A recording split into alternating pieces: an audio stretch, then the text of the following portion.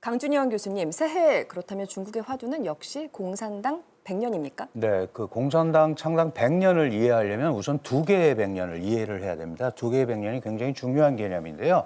첫 번째는 이 공산당 창당 100년이고요. 그다음이 중화인민공화국 건국 100년이 2049년입니다.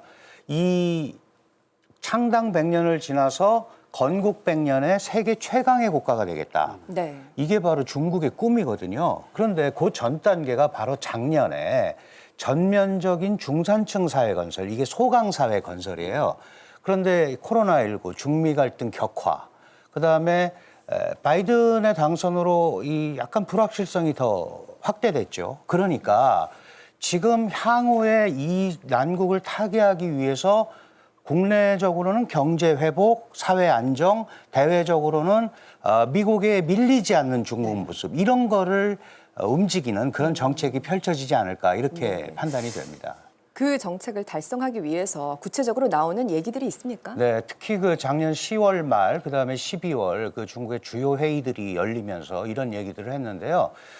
국내적으로는 우선 쌍순환 전략이라는 거를 들 수 있습니다. 이게 뭐냐 하면 원래 중국은 국제 무역으로 성장을 했잖아요. 그걸 국제 대순환 전략이라고 하고, 그런데 이것만 가지면 국제 경기에 영향을 너무 많이 받기 때문에 내수 경기를 진작시켜서 경제를 활성화하겠다는 국내 대순환 전략을 내놓은 겁니다. 이게 네. 국내 대순환 전략과 국제 대순환 전략을 합쳐서 쌍순환이라는 표현을 하는 거예요. 네. 이거를 이제 그 국내적으로 끌고 갈 거고, 또 하나 미국과의 그 기술 패권 경쟁에서 아픔을 많이 받잖아요. 화웨이 제재라든가. 그래서 과학 기술을 자립해야겠다.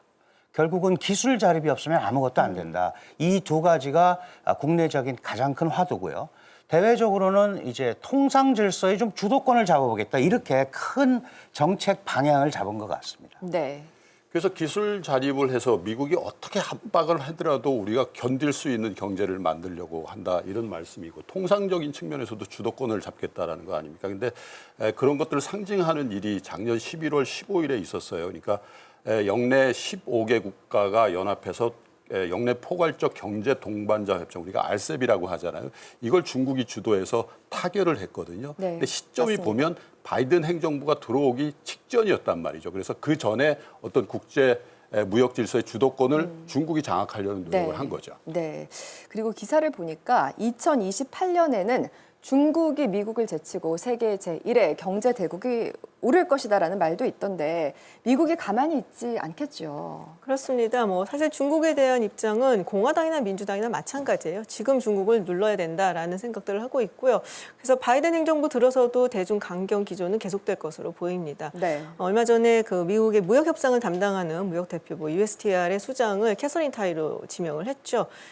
WTO에서 중국하고 미국하고 분쟁이 있었을 당시에 정말 법률적으로 조목조목 중국의 불공정 무역을 지적을 했었던 인물입니다. 상당히 네. 강경한 인물로 알려져 있고요.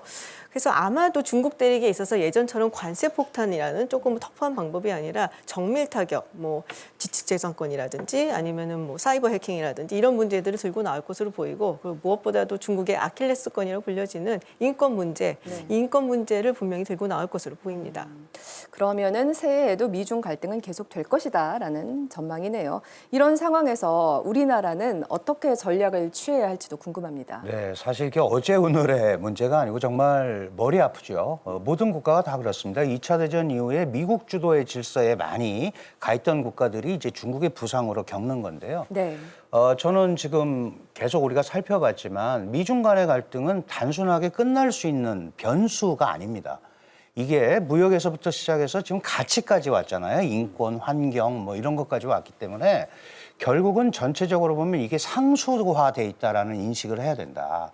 그렇다면 우리가 미국도 안보 측에서는 우리가 분명히 한미 동맹 구조고, 또 바이든 행정부가 이 동맹 중시를 강조할 거기 때문에 한국을 좀 더 미국 편으로 끌어오려고 노력을 할 거란 말이죠. 그럼 상대적으로 중국은 14억 시장 경제력을 무기화해서 더 이상 한국이 미국으로 가지 않도록 견제를 계속 할 거란 말이에요. 그러면 이 상황에서 우리가 선택을 우리 마음대로 할 수 있는 상황도 아닌 거죠. 그렇죠. 그렇다면 네. 미중을 선택의 대상이 아니고 설득의 대상으로 삼아야 된다. 우리가 분명하게 원칙과 그다음에 우리 국익에 대한 확고한 내부적 공감대를 확보한 다음에 양측을 지속적으로 설득하는 방식으로 가지 않으면 우리가 선택한다고 상대방이 그래 잘 왔어 이렇게 할 것 같지는 않거든요.